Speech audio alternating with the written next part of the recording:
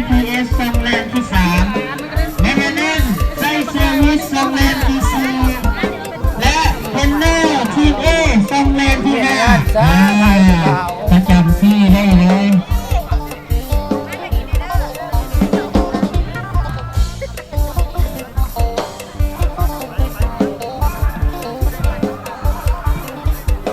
เลี้ยนแถวนะเลี้ยนแถวกันนะเลี้ยนแถวเป็นระเบียบแล้วมือพร้อมจะเช็คนะเลี้ยนแถวนะแต่ละทีมเลี้ยนแถวเป็นแถวเลี้ยนกันเบิ้งนะเป็นแถวตั้งเลี้ยนกันเบิ้งนะ5 คนเลี้ยนแถวกันดูหวังว่าผมและกรรมการชี้อธิบายกฎระเบียบกฎกติกาในการเล่นอีกคนหนึ่ง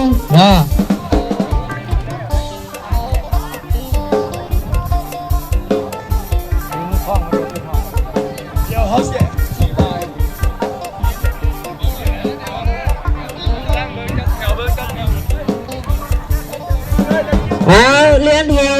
งามๆอยู่เบิ้งนะแล้วเสียที่บ่ายกฎระเบียบมีเพื่อนกฎกติกาในการเล่นเนาะเพราะว่าเมื่อวานนี้อธิบายจนเมื่อยผู้เล่นกันยังเฮ็ดผิดกฎกติกาเขาอยู่ก็เลยได้ตัดฟาวไปนะวิธีการเล่นให้เบิ้งเนี่ยว่าเขาจะหนีบกดเมื่อหัวเข้าขึ้นที่ว่าตัวนี้เขาจะตัดฟาวไปเลยที่ว่าจะตัดฟาวไปเลยเนาะ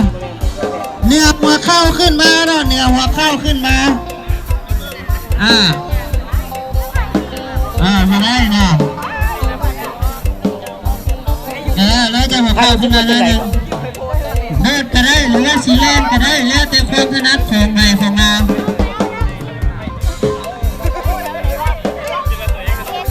เข้าใจนะเข้าใจเพราะว่าฮะแม่กรรมการเขาจะเล่นน้ำข้นนะบางวันไม่หน่อยเข้าคืนทั้งกลางนี่ก็ไม่ได้เนาะเพราะกลางขานี่ก็ไม่ได้เพราะต้องหัวเข้าขึ้นมาน้อยนึงหัวเข้าขึ้นมาน้อยนึง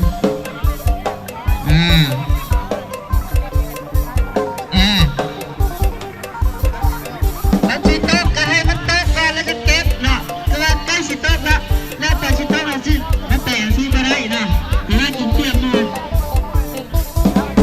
เข้าใจไหมเข้าใจนะเข้าใจแต่ว่าเขาสิบเลยตัดฟาวที่ไหนที่มึงเล่านี่ตอนเมื่อวานนี่ตัดฟาวไปหลายทีแล้วขอบใจเด้อ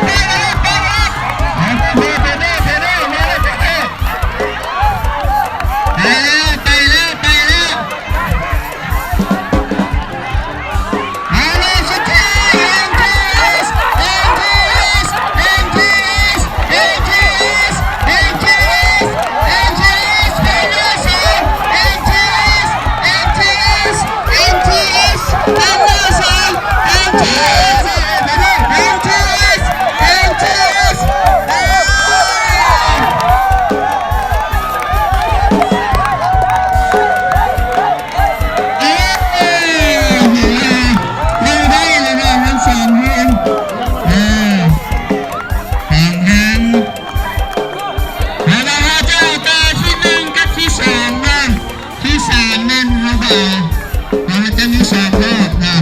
สามรอบนะรอบหนึ่งรอบสองและรอบที่สามนะรอบสี่จะออกแต่ที่หนึ่งกับที่สองที่หนึ่งได้แก่ MTS นะที่สองได้แก่เพนเนอร์รอบที่สองนะรอบที่สองต่อไปนะคู่ที่หนึ่งทีมลูกเขียวทีมลูกเขียวลูกที่สองโมซ่าทีมเอลูกที่สามเป็นสองทีมบีและลูกที่สี่ security อาศัยประจำตำแหน่งเลย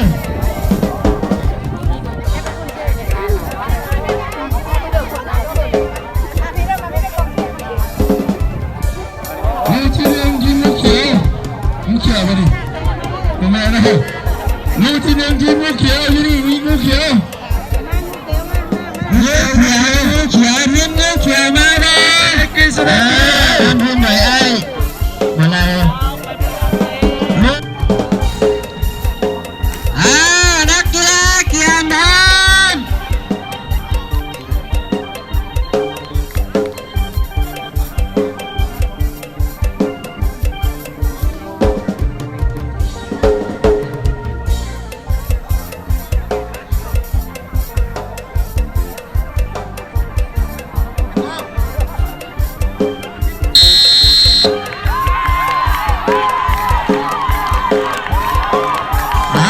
ตอนนี้อากาศมาแห้งอากาศไปแล้วCR กันไป CR มาเลยCR ทีนี้มาแล้วCR ทีนี้จับไปมาแล้วเบอร์11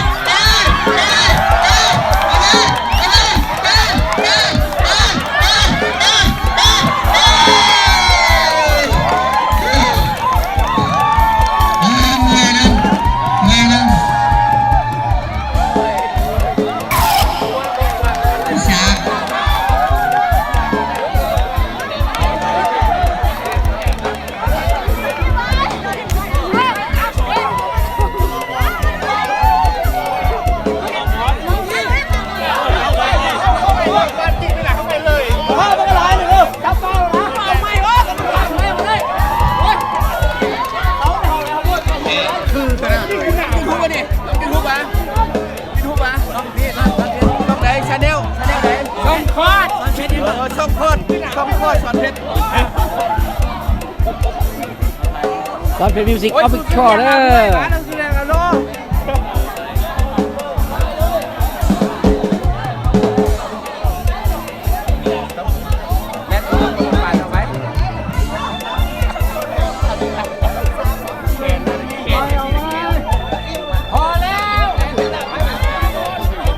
ขอได้ทีมชนะเลิศนะรายการทองนี่บาลานทีมที่หนึ่งมาทีมมันจะได้ทีมอะไรกันเลยทีมที่สองมาทีมเฮซ่าทีมและทีมที่สามมาทีมเฮเดสองนะนี่ก็ได้แล้วที่หนึ่งที่สองที่สาม ต่อไปนั้นคานิดบานหน้าเทนนิสแลนด์นะ คานิดบาที่นิดแลนด์รอบชิงชนะเลิศรอบชิงชนะเลิศที่สองรอบหนึ่งเอาสองรอบสองเอาสองมีรอบสามนี่ไปสร้างมันลงมันก็ท่านได้ลงซ้ำท่านได้สร้างลงซ้ำตกแบบรถ3เปลี่ยนเนาะ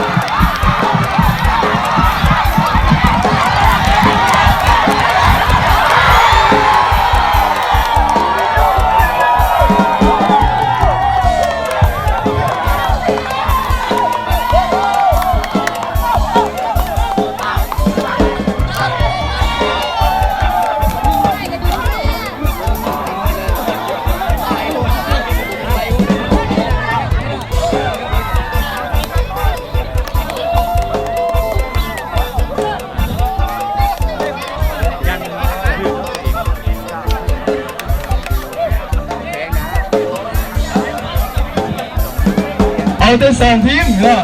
กรรมการแล้วนี่กันทีมเราเริ่มได้ FTS และสปายต่อไปนะทีมเบอร์สองอันนี้เป็นรอบที่สองนะเบอร์สองทีม C FTS 3และโซลิกโซและ Security กับโซนจัดตำแหน่ง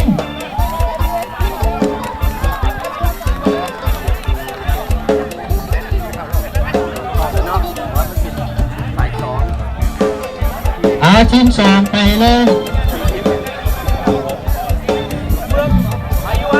ว่าจังใดไม่ระเบิดเสือก เสื้อคนได้กรรมการอย่าลืมมาเสื้อมาพันเด้อ เสือกเราแกะมาหมดแล้วบอก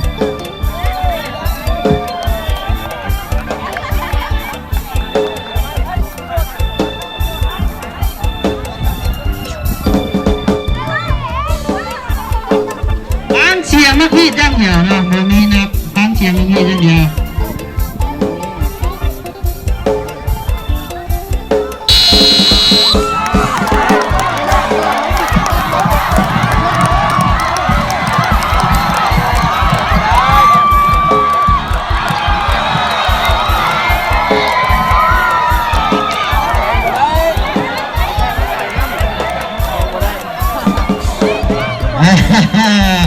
ได้แล้วเนาะทีหนึ่งกับที่สองทีหนึ่งของรอบนี้แมนsecurity เนาะที่สอง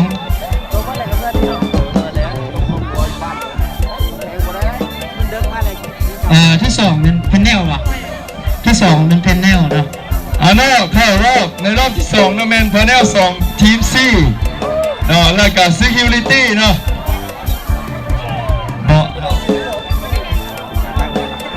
พรก่อนเนาะถือว่าแล้วนกขาซ้ายมี4ทีมที่เข้ารอบเนาะทีมที่1มัน MTS